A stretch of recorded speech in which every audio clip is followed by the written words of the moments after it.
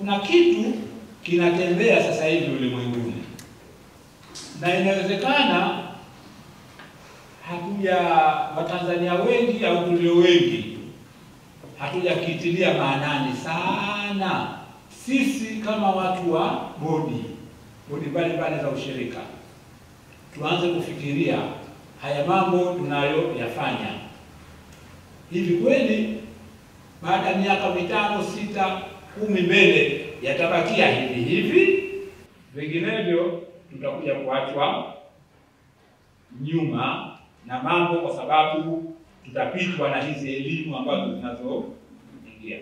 Tunaona kweli teknolojia kwa namna moja au nyingine inatibu au inajibu maswali mengi, pepo la kutunza kumbukumbu sahihi, lakini kurahisisha pia upatikanaji wa taarifa pale zinapohitajika.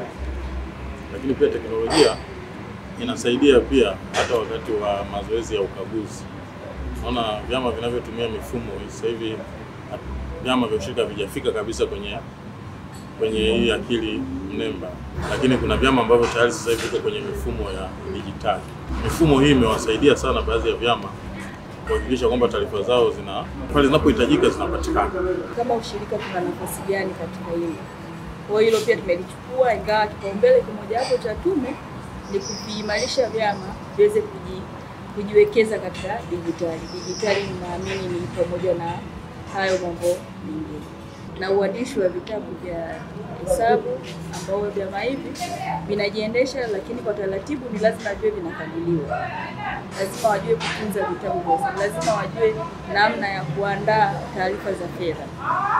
Kwa hiyo tunahakikisha kwamba vinapata uwezo na watendaji wao ambao tunaamini wanaajiliwa kwa mujibu wa sifa, kuondoa hati chafu na kufanya kwamba hivi vyama viwe na hati safi, viweze kuaminika na taasisi za